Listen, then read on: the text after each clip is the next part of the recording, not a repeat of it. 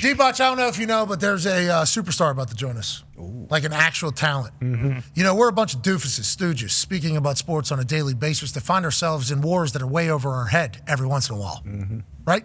Yeah, I think that's accurate. Nailed it. The person that's about to join us has actual talent, AJ. This guy's brain, okay? Not only is he able to act and do things that make people's minds escape reality for a little bit, he writes, he directs, he creates. And his newest Hulu original film is called Self-Reliance, alongside Anna Kendrick, Andy Samberg, and numerous others. He's in a absolute fantastic piece of cinema. Ladies and gentlemen, Jake Johnson. Hey. What's up, dude?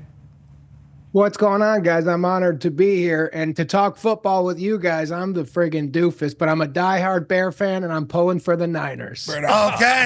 To hell with the Packers. I appreciate that. I like that the rivalry is very much alive still on both sides. Hopefully the Niners are able to get that done if you're a Bears fan. But let's talk football real quick then. Justin Fields, we love him, huh? You love Justin Fields? You know, I'm a big Fields fan. I think he had a great year. I like what Flus is doing, but I feel like if we got the #1 overall pick and Jimmy H is available, I can't believe we're not kicking the tires. Jimmy H?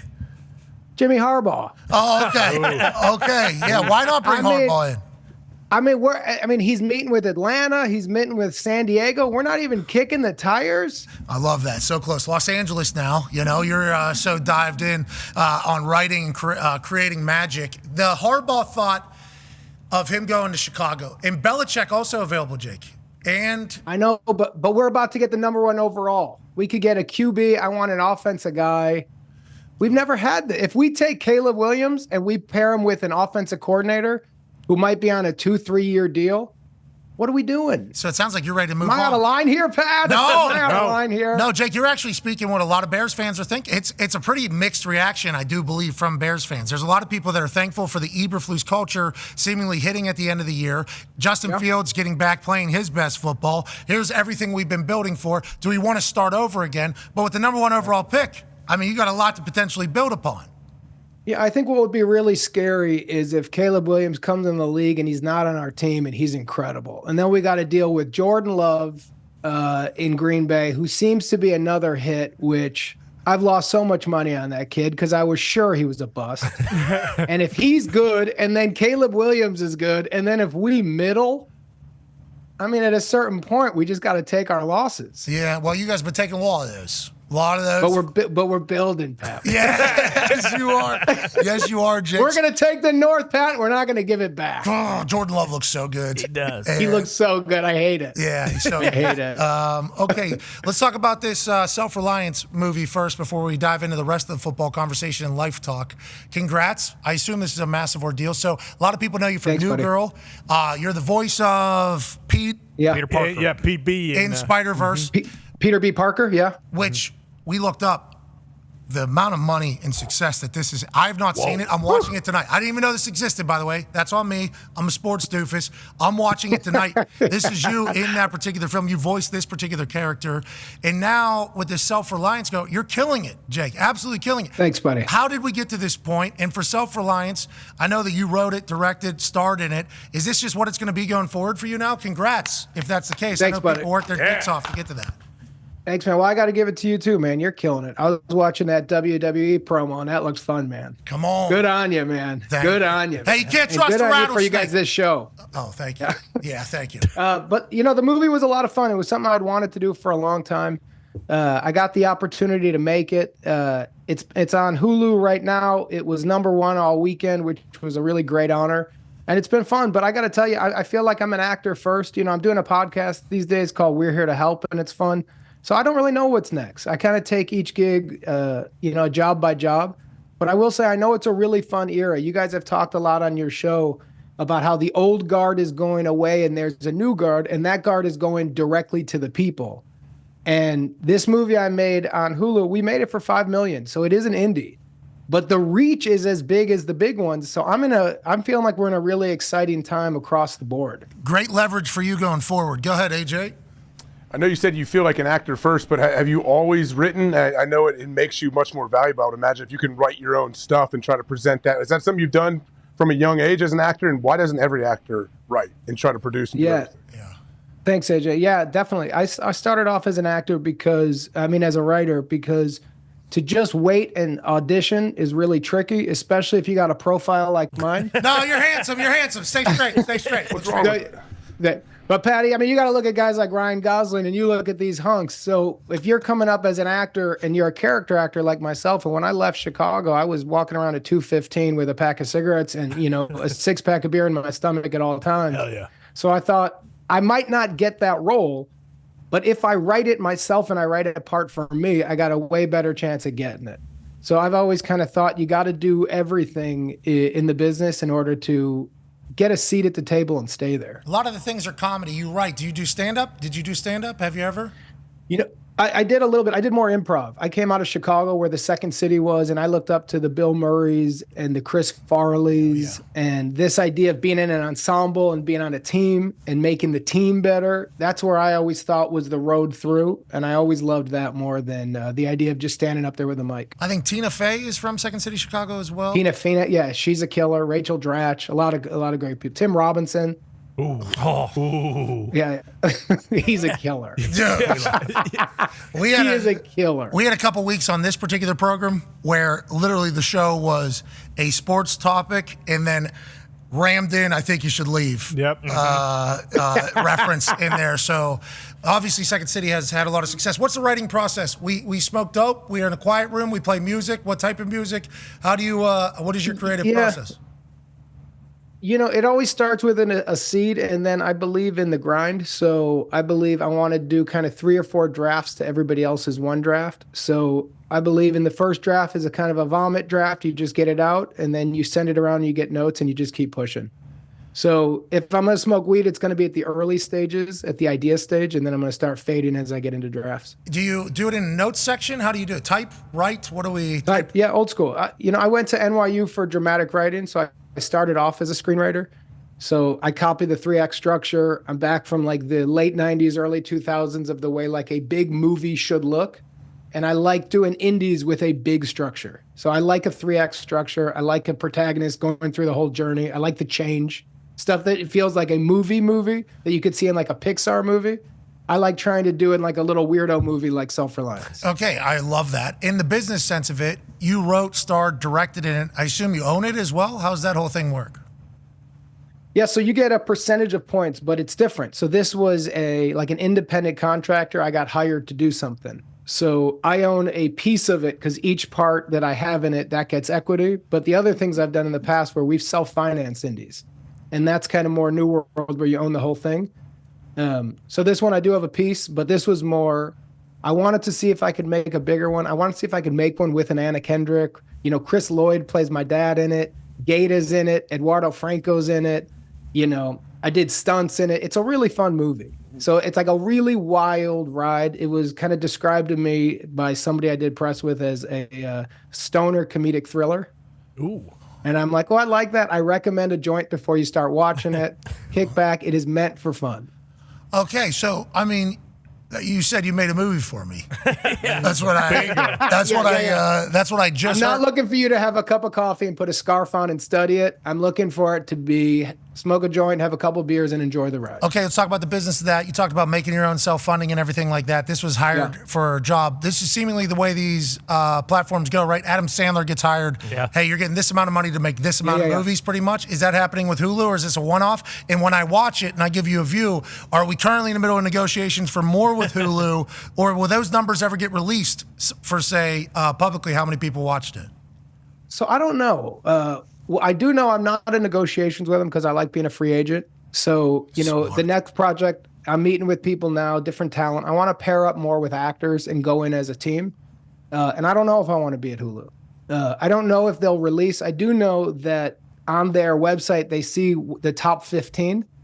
And so we've been number 1 all weekend. So I wrote in, I said, is this real? And they said, it's real on our app.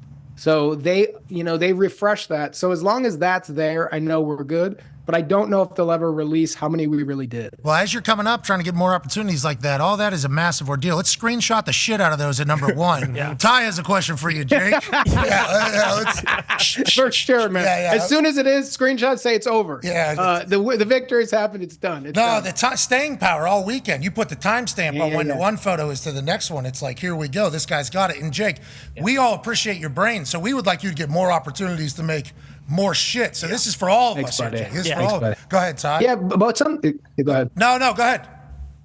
But something you're doing that I really respect is starting off as a podcast and building. So you're doing your own thing, and then you're on ESPN. Yeah. So I also think this podcast I'm doing, the We're Here to Help, is based on that same thing. Rather than leveraging and going to Hulu and saying, giving me a 3-picture deal, I like that we're just doing our own thing in our own galaxy, appreciating the promotion, appreciating being out there, but also having our own base. Yeah. And we, obviously the deal has been talked about a lot, us and ESPN, but it's like a licensing deal too, So like 100% of shows still, it's good for you. Yeah. So it's good for new. Everything's still good for new. Yes. We're all have the same mindset of what the future. Yeah, Jake. Let's go. Let's go, Jake.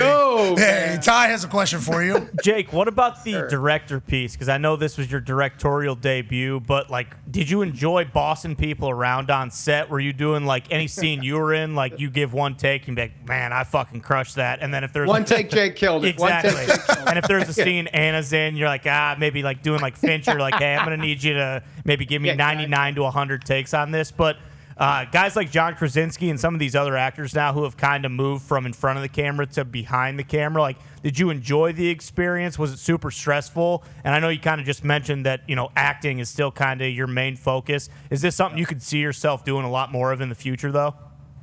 Possibly. There's going to be a break for a while, but what I really loved about it is, in terms of sports, it felt like the director, you get to be the GM and you pick the team.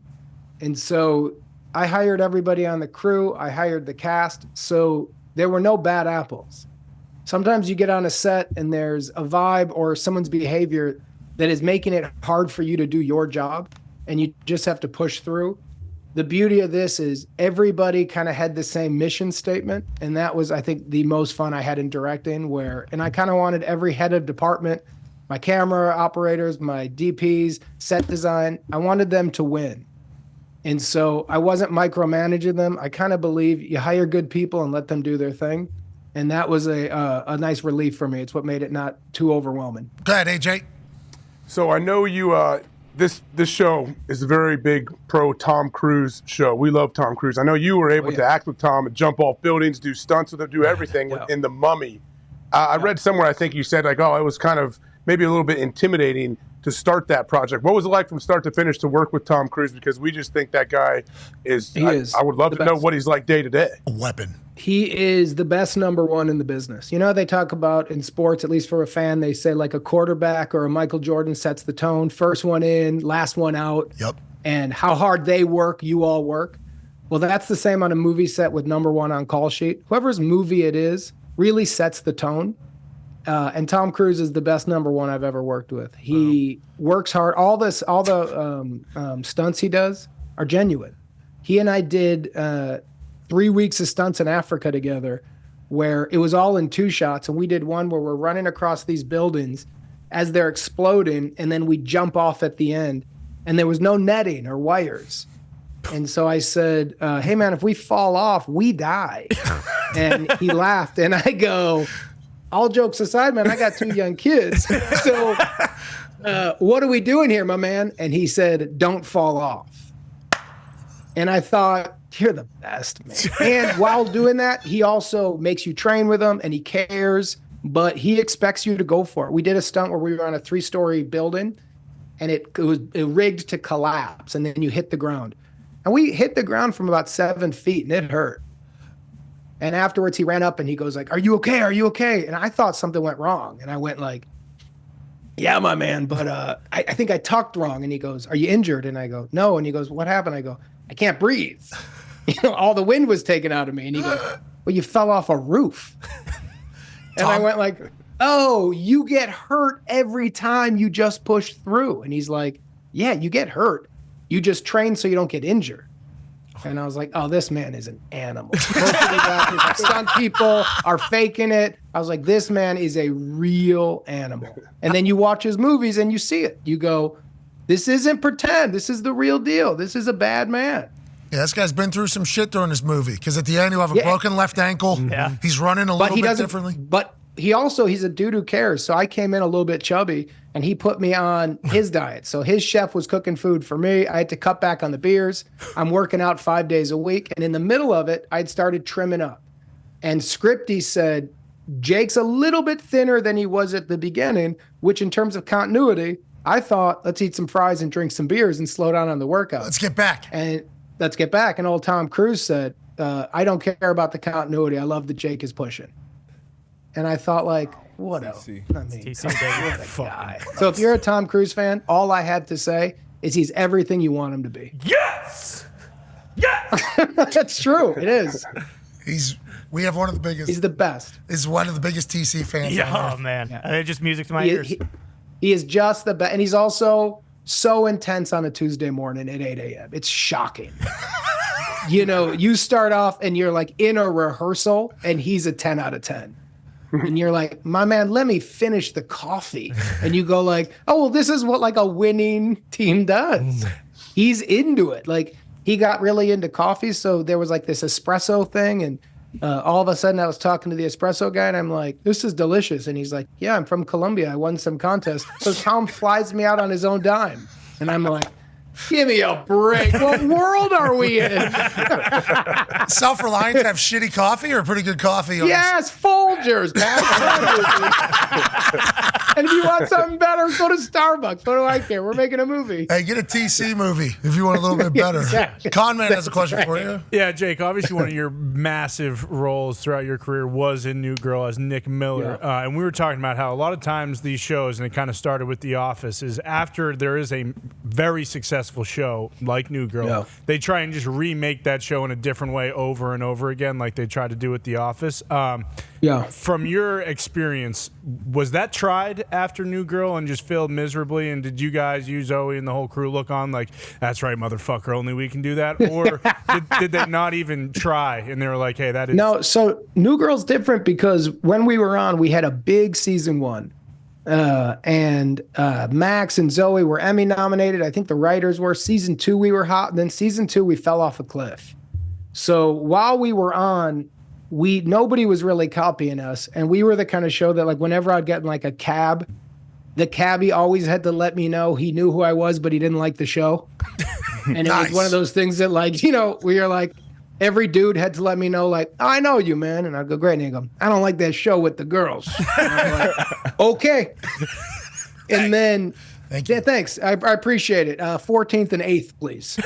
And then it came on New Girl and a whole new group found it. So if there's copycats, I think it's happening more now. So I will say, I know you from Tag. Mm-hmm. Okay, that's where I didn't watch New Girl. I would have loved it though. If you were in it, show. I'm assuming I would have loved it. But it feels like you've done so. How old are you now? You don't have to tell me. How many years you been in the business? I'm 45, man. I'm not. I'm 45. I've been in the business. I started getting paid when I was 28, but I've been on stages since I was about 17, 18. Congrats, man. Dog. So many different roles. Yeah. And now the Spiderverse thing. Thanks, guys. That is voiceover shit. The best or the worst? I love it. But I especially love this because Phil Lord and Chris Miller are the guys at the top are shockingly talented. I guarantee you're going to like Spiderverse, Pat. That's what everybody's saying.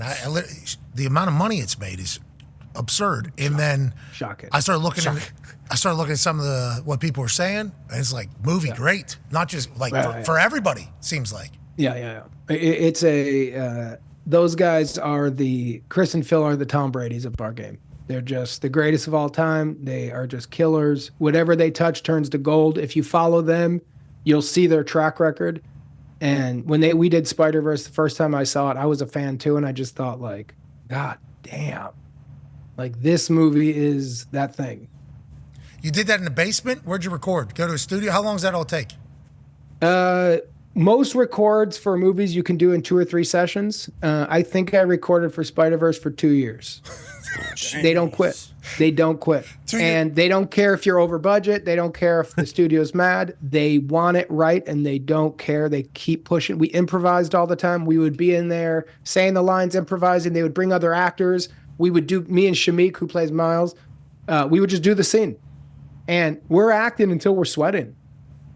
And I'm like, we're in a booth. But those dudes they want it to be great. And when you're around that, it is truly inspiring, especially if you've been around other stuff where they don't like, where it's a moneymaker. You start feeling really quickly like, oh, this has a different engine to it. And when you're around a group that really wants it to be great, everybody steps up. Man. That's awesome to hear. Thank you for a little inside baseball we got popping off right here. Go ahead, Tone. Yeah, Jake, I'm a big fan, but my favorite thing that you ever did was when you were on a local news station. I believe it was Nashville, and you kept thinking it was Memphis, and you kept saying that you were going to Beale Street and everything like that. That was my favorite clip probably of all time. Is that the first and only time that that's happened? No, I got shit for brains, man. And especially... we did a bit, and I still do it, but when you're doing a lot of press and you're doing the same thing over and over, rather than just repeating, Max and I on that show, who play Schmidt, we created a thing called good sales. And good sales is when you really sell the damn product and you do a hell of a job doing it. And we had just gotten too tired. We had started about 6 a.m. We had been running through it. And that Nashville one just got on top of both of us. But the real winner of that was that woman who hosted the show. Because if she would have been kind of an ass about it or tight and nervous, it's not funny. Oh, yeah. But so basically, I start screwing up. And I don't even remember what city it was, but I was saying the wrong one. And I was trying to make it local because we started doing a thing in terms of good sales, make it local to where you're pitching. Oh, yeah. And so I was like, let's just get in details. And then everything I got wrong. I got the time of the movie, the show wrong. I got everything. And rather than cut away and get tight and pretend that the local affiliate matter, she just played along. She's like, don't worry, I got your back. It's 7 o'clock, not 8 o'clock. That's not here. You've screwed up again. And then my buddy Max started laughing, and we were live, so we couldn't get out, and it just turned into like a really fun one. Hey, good promo. Yeah. Sounds like we're still talking about it. I don't know when that was. Still talking about exactly it. right. Absolutely great. Yeah, great. Good sales. Great sales. Good sales. Yeah, Good sales, good man. sale. Great sale. Darius has a question for you. Hey, Jay, it's been a lot of screenwriter script talk when it comes to NFL for the last couple years. Obviously, we got the Packers still in the playoffs. We got the Lions, so I'm going to assume if you were writing the script, how this whole playoff, the rest of these playoffs play out, how would it play out for you in NFL in the playoffs? And who is that over your left shoulder? Oh, this old timer? Yeah.